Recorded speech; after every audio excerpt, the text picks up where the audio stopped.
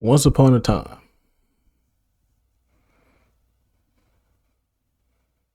in the 2000s,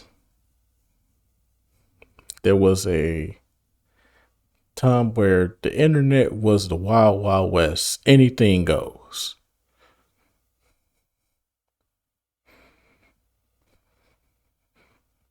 Used to be this one little program called LimeWire. Used to get you everything you needed. You had a PSP or you had an MP3 player that could play videos. You got it just for that. Nigga, there will never be another time.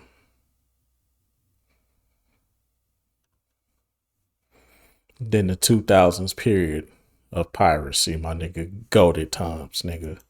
Bad boys, what you gonna do? What you gonna do when they come for you? Bad boys, bad. I'm telling y'all, dog. That's just how it was back then.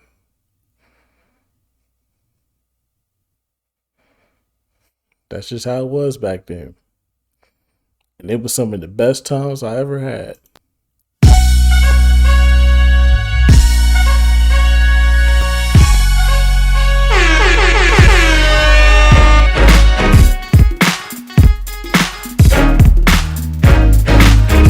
Cause niggas was not paying for music, bro. If I can get it for free, I'm getting it for free. This is how the bootleg man made his hustle. This is how fake ass DJs got their money's worth. You had an iPod, but you ain't had no computer at home. You hit up somebody that do got the internet and a computer at home, and they be like, "Oh, you think you could put all this on my iPod for me?" Be like, "How much you charging though?" I give you $20.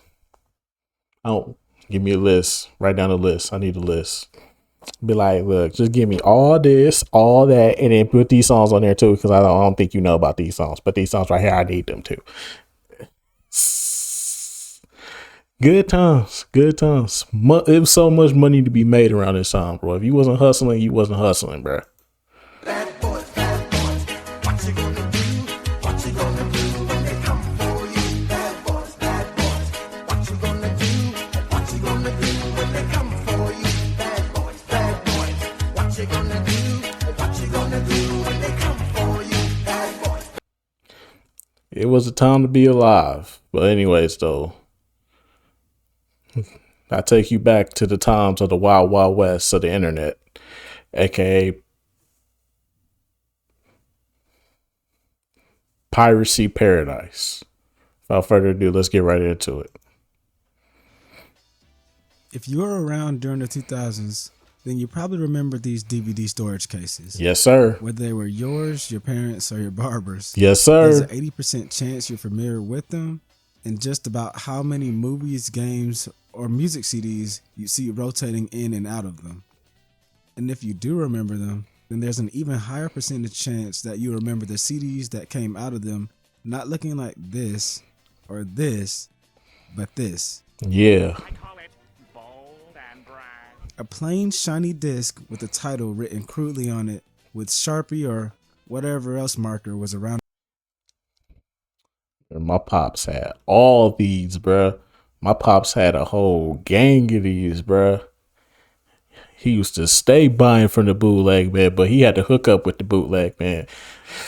Cause him and the bootleg man was cool. Cause my pops used to sell that ooh-wee on the side. You feel me? My pops used to sell that ooh-wee on the side. So he'll slide him some ooh-wee and he'll get some movies out of it. So you know what I'm saying? Yeah. Back in the times. Yeah. It used to be like that. Pops used to have all the DVDs, all the new albums before they even came out. My pops had all the new albums, all the new movies, everything. Be all right here in this little CD play, man. Times like these were a once in a lifetime moment. That's for real.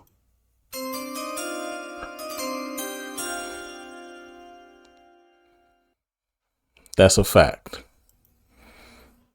At the time. Before Netflix, Spotify, Steam, Xbox Live, etc., we had what I call the golden age of piracy. You may argue, but we can pirate so many things much more easily now. Isn't this the golden age? This is the platinum age, because the burnt CD disc boom was a beast of an era that changed the way people looked at bootleg media, and it was the first time it became widely available. We had to work for piracy, and by we, I mean my dad, because I was just a kid that didn't think twice about the games I was throwing into my Dreamcast. But aside from the discs, this era was when media piracy began to resemble the form it has now. First, we have to paint a picture of the internet and media landscape back then, going back to the late 90s. I'll say this. This is when you could get money off this shit. Nowadays, you can't make no money off this shit. You can't make no money off this shit now. Piracy? Nah, you can't make no money off of it. Back then, piracy, before internet became more affordable and more attainable for homes, and everybody can just download Spotify and all this other bullshit, back then, this is when niggas could make that money. You know what I'm saying? You had to hustle, you had to grind. Nowadays, the bootleg man is useless. But this is back when you could grind, you could get you something. If you had a computer, and so, like I said, if you didn't have a computer, somebody else didn't, you could put some music on their iPod for them. And they'll give you $10, $20, say, ooh, hook mine up, bro. Hook mine up, bro, with the same music that she got, bro. Like, put everything on it, bro. Put everything on it. Like, bro, you only got like 2 gigabytes on this bitch. You very limited. But how many gigabytes she got? Nigga, she got an iPod, nigga. She got like 32 gigabytes. You only got 2, my nigga. You can get about probably 500 songs at best. Damn. Said 500. All right, then put that new Lil Wayne on there. All right, I got you. $10, bro. That was a hustle, dog. That was good money. Eating good noodles every day. Nah. In 1995, the internet was still very young and very slow. Computers still used dial-up, which was using a telephone line and modem to connect after all. The net just recently became a public tool. Despite this, like in the case of much new tech, it wasn't widely accepted or used despite being so groundbreaking. But that was far from the only tech innovation that was ready to contribute to the continued rise of the pirate's life. In the 80s, music would move from the cassette format to CDs, and movies would join in this movement in the 90s with the development of video CDs. This is the album of the future, and it's fast becoming a hit. It's called a CD. That's short for compact disc. The music on one of these is recorded by computer. When you play it back through a sound system, it's better than any recording. By the late 90s, all of our media would begin to fully ditch the tapes and go disc mode. This meant not only going out and buying replacements for all of your favorite albums and movies, but also that the media pirates would need to begin finding a way to adapt to a rapidly changing landscape. Of course, piracy didn't begin with the internet or the CD format. In the tape era, there were many ways to capture media you didn't own for personal consumption, to sell, or simply share. Yep. If back in the day, hold on, go back from Playboy. See, back in the day, you didn't own. Back in the day, and I've explained this in multiple pirate videos, but back in the day, if you really had a movie that you was trying to get for the free, what you would do is you go to Blockbuster, rent that movie out for a day. You get the 1-day rental. Like, I'm just going to see this movie for the day and I'm going to bring it right back. You needed the dual VCR. Okay? The dual VCR. That means you needed a double tape deck VCR. You needed a VCR with 2 VCR entry thingamajigs. You put a blank tape in one, and then you put the movie in the other one, and then you hit record on the blank tape, and then you play the movie. And you could record the entire movie onto a blank tape. My grandpa used to do this with all the movies that he would get me from Blockbuster. He'll hook it up to his VCR, and then if I had like 3 or 4 movies that I wanted to keep for myself, he record all 3 of the movies for me. Then put them on a VCR tape. You already had the label on it. All you had to do is write the videos. All you had to do is write the movies on there. Take it home. take that bitch home. Now I got fucking Georgia the Jungle, goddamn Power Rangers Turbo movie, goddamn Land Before Time 5. I got 3 movies on one tape, nigga. What you talking about, nigga? Y'all don't understand, bro. Niggas really used to live this life, bro. Well, not used to, but still currently living it. Niggas really live this life, bro. Niggas really live this life, bro. This pirate life is real to me, bro. That's why I have no shame in it. I have no shame in it at all. The pirate life is a life for me. Forever.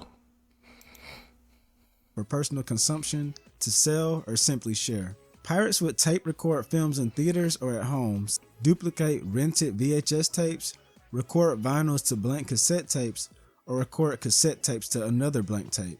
While these methods proved successful enough, quite frankly, the quality tended to be straight garbage. But that was about to change with the advent of a new medium to house our media. Medium to house our media, medium to house our media, medium to house our media. Okay, it's actually not that hard.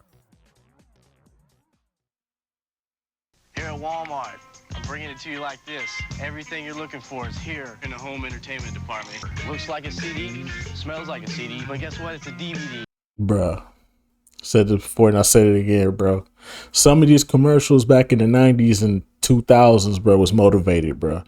Some of these shits was motivated, bro. I stand on that. The latest, the newest, the coolest. Every kind of movie for every kind of person. Gamers, I hear you out there. As I said earlier, the CD format was adopted by the media scene in the 90s and would eventually obliterate the tapes in the 2000s, where DVDs and DVD players would begin to outsell their VHS counterparts.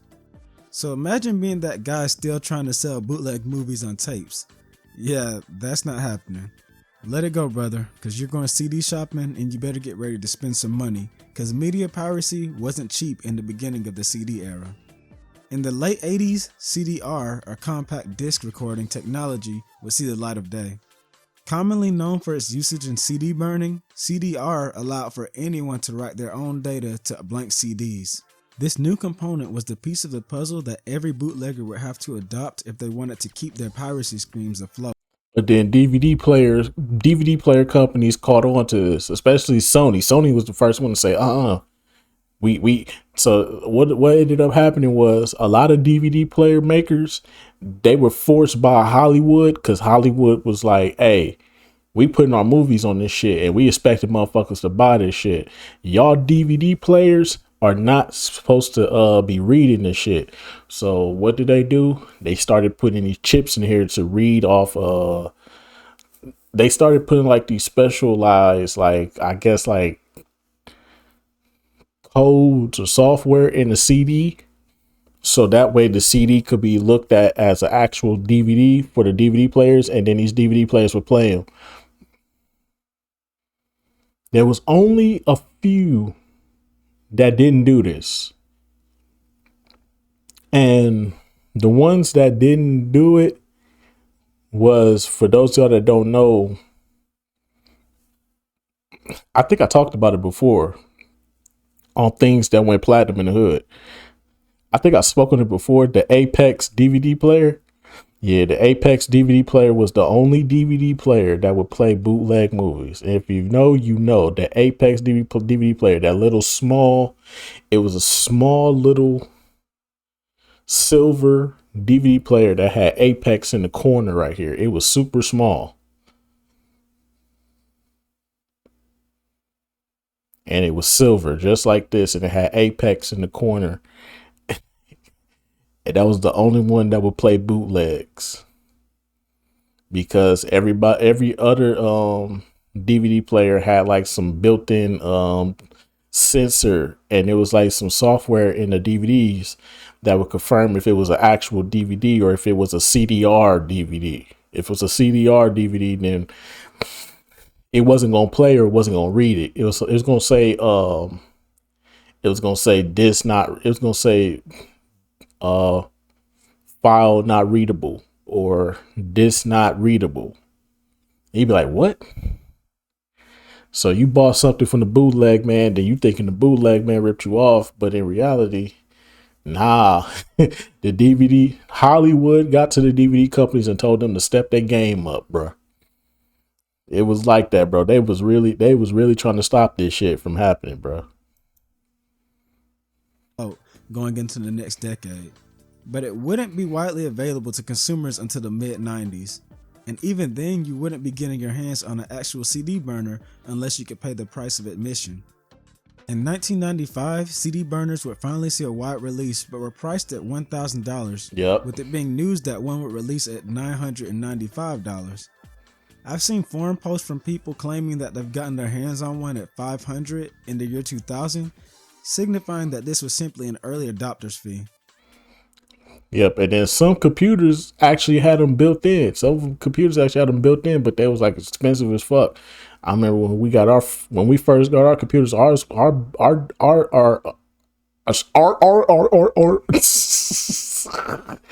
hell am I talking about? What are you, a seal, nigga? Bruh. But our computer, it had a built-in burner, so you could burn like CDs, you could burn DVDs. Ours had a built-in one, so we was good to go. That shit was expensive though. Shout out to everybody grandparents who had good credit. Shout out to everybody grandparents who had good credit, had their money together. But still, $500? Do you know how much these prices are when adjusted for today? $1,000 in 1995 is around $2,100. Hell no. $500 in 2000 is around $1,000 today. Even if my numbers are off, first of all, I blame this site. But still, that's a lot regardless. Like I said, CD piracy was definitely pay to play, but for that pay, we got a lot better quality on our bootlegs. As CD burning did not degrade the condition of stored media. So if you had a burner, you were able to pump out product and make some good money selling CDs on the side of the street, in the mall, at your kiosk, or at the barbershop. I knew people who had stacks. And if you didn't have a CD burner, there were, I'm not even kidding, hair salons downtown, record shops downtown. Oh, man, that shit. I got it from a barbershop. He had a 3 for 10 special. Bullshit. Be quiet and watch the movie, bro. Excuse me. Ow! What the fuck? You get your feet out the aisle then. Don't worry about what we got going on. Get your feet out the aisle then. Excuse me. It was really like that, bro.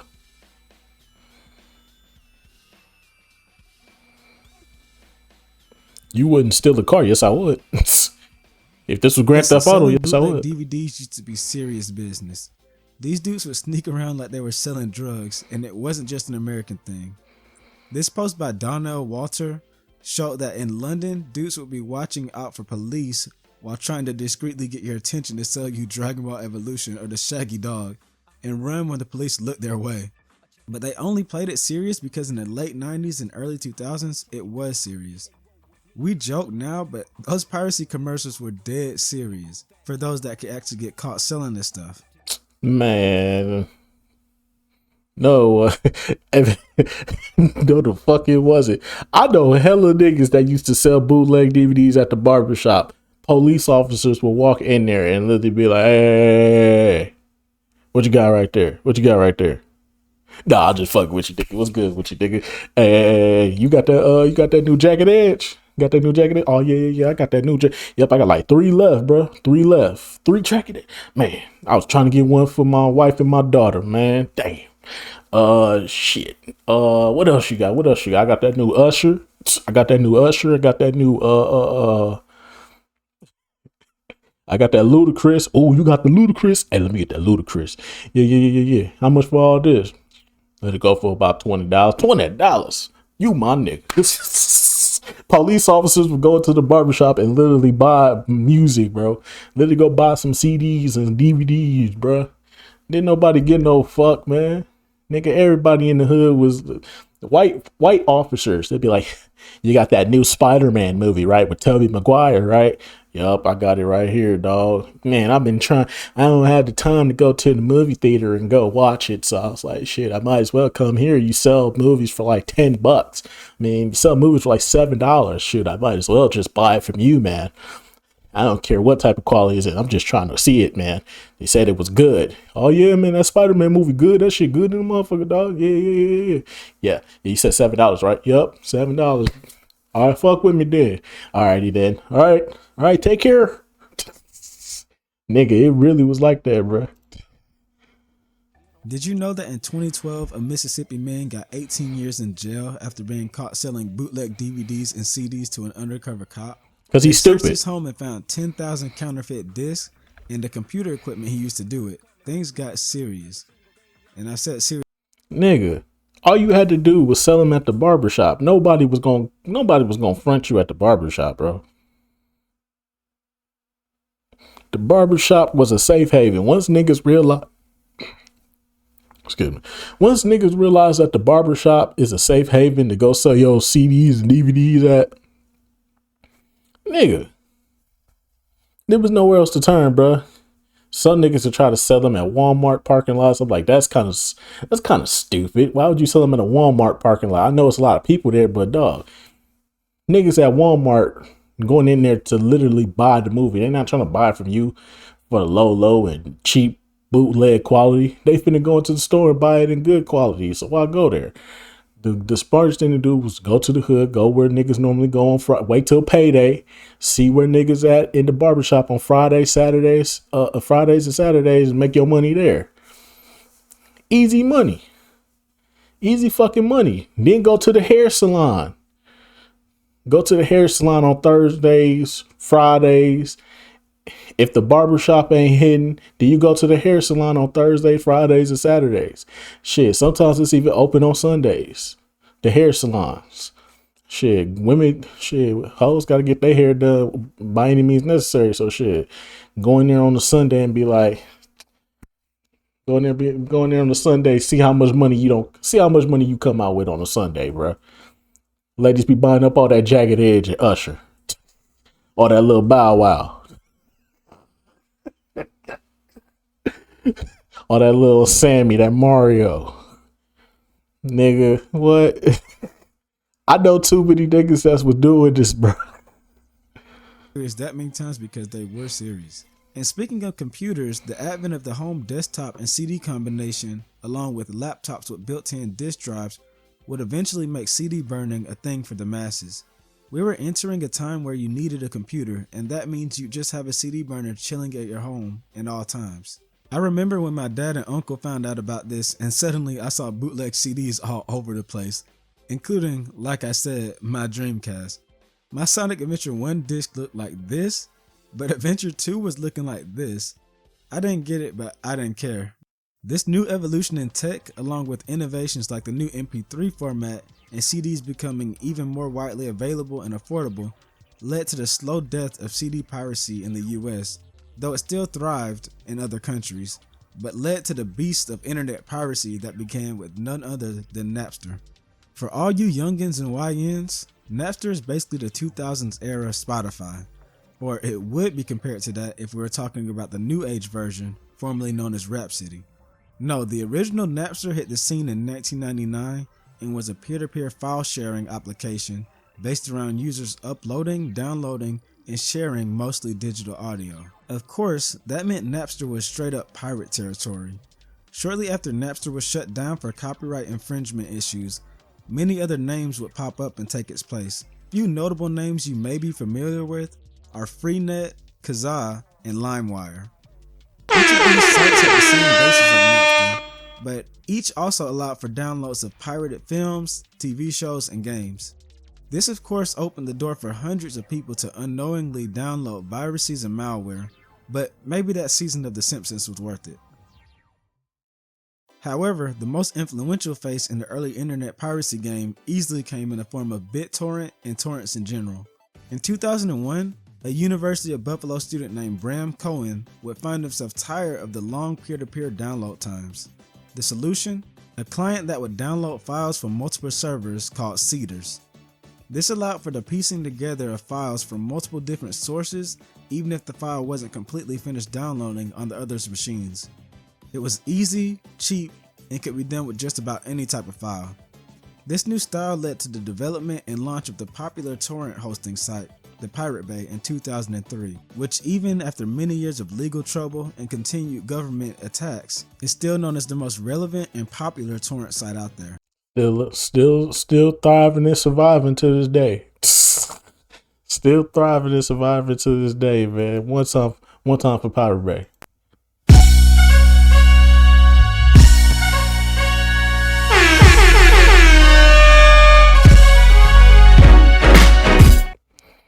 One time for Pirate Bay, still thriving and surviving in these motherfuckers. Still out here thriving and surviving in these motherfucking streets, man. Pirate Bay forever goated. This all happened before YouTube was even a thing, with the first ever torrent being of the film The Matrix dropping in 2003. But speaking of YouTube, we can't leave that out of the piracy conversation. When the platform dropped in 2005, it was a lot different than now. In fact, it was just about lawless. Listen, I used to watch full television series, movies, and of course anime via YouTube. In fact, yep, this is where I went when I first heard about YouTube and I saw it was full episodes of SpongeBob on here. Nigga, what? You mean to tell me I ain't gotta go to Nickelodeon and hope and pray that the free episode for the day was a SpongeBob episode and not a fucking Rocket Power or As Told by Ginger episode? Come on, bro. You mean to tell me I can watch SpongeBob anytime I want for free? This was the golden age of YouTube when it first started up. Then I want to say around like 2007, they put that copyright laws in place, dog. Shit became weak. Hear me and hear me good, nigga. I'm here to double down. That shit is a 2-pack of ass. The fuck are you talking about? That shit stinks. When YouTube first started up, bro, this was the place to be, bro. Movies, all that shit. Used to watch all the Disney movies on here. Goofy movie, Toy Story, all that shit was on here, bro. Everything was on here, bro. Till them copyright laws came into place in 2007, bro. Then it ruined everything. many of us, including you watching, probably discovered what anime was because we could watch shows other than the mainstream ones on YouTube. You 100% found things like Haruhi Suzumiya and Lucky Star and other series such as those because of YouTube piracy. No. Heck, that's how I found out that there was a sequel to Naruto already out in Japan when I was just finishing watching the tuning exams. Like, what do you mean Naruto is a teenager and he's wearing black now? Piracy was legit just a way of life back then and allowed for the media to be more readily available. You know how nowadays we're always Googling, where can I watch so-and-so, or back then when you were trying to watch a series but maybe the DVD was out of stock or something. Some of you probably weren't even around for that. Or of course, my Naruto example, where there was a piece of media out there I was interested in, but there was no way to watch it except through piracy. But then the internet and the world around it began to become more regulated and culture shifted. Those anti-piracy PSAs were a sign for real. When the late 2000s and 2010s hit, the world began to move towards media streaming, and thus, media needed to become more regulated in order for big companies to make money. Things like Google's purchase of YouTube led to it becoming an over-regulated anti-copy. Nah, what ended up happening was LimeWire got shut down. Once LimeWire got shut down, that's when niggas started moving towards, all right, you know what? I might as well give into this Netflix shit. This is where you had to give into that Netflix shit. Because LimeWire was gone. They took LimeWire down. The government. Imagine waking up thinking you about to download that new, who was popping at that time? That new Kanye song. Kanye got a new song out. You finna get ready to download that new Kanye song. You go on the LimeWire. You see a goddamn government You see a goddamn government logo saying this has been shut down by the government.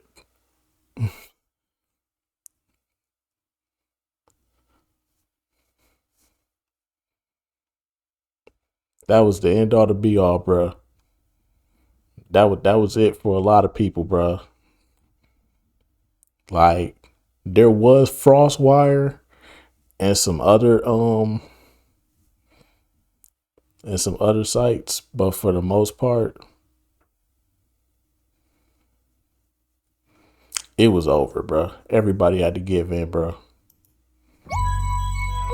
Boom, boom, boom, boom, boom, boom, boom, boom, boom.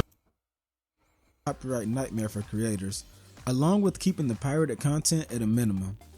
Consumer want of convenience over anything plays a hand in this as well. I don't have all these specifics, but I remember there being a Scott Stash video I was watching where he was talking about how he could emulate or something, but it was just easier and way more convenient to just buy the game on the online marketplace of one of his consoles and play it from there. That's where a lot of the consensus has gone as of late, due to the instant gratification models companies have given us now. Just look at how the Netflix big heads talk about movie theaters. I'm not saying there's anything wrong with this, but you know, we used to be different. I'm just saying we used to be a society. Anyways, piracy is in a place now that we'd never imagined back then. You can get just about anything you want from torrent sites and even elsewhere. There were times in high school we'd watch films in class from one of those bootleg movie sites, like 123 Movie and all that stuff. So you know that it's mainstream now. Like, does anyone remember the era of every old person and parent getting one of those Fire Sticks to watch pirated movies and shows on their TVs? From burnt CDs to BitTorrent and anime on YouTube, piracy went from crime to straight up culture, and for a lot of us, it was the only way to enjoy what we loved, and still is. I'm looking at the manga and anime industry right now. But if you got any memories like mine revolving around this, it'll be a joy to read them in the comments below. I always read all my comments, and yeah, these will be no different. And if you enjoy hearing about history like this, then hit subscribe to let the algorithm know too, so I can share with more people like you. Alrighty, man. That's just gonna about do it for this one. Most definitely, man. 2000s was the best of times, was the worst of times, but nonetheless, everybody had a hustle. Everybody had a way to make that money. Everybody had a way to get it for the low, for the free.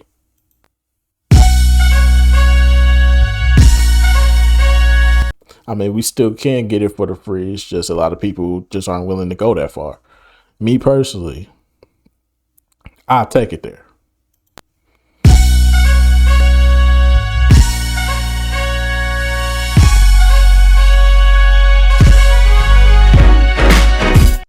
The pirate life is a life for me, and it'll only be the life for me. I die on the hill. But anyway, so that's just gonna about do it for this one, man. I will see you all in the next video. Till then, peace out.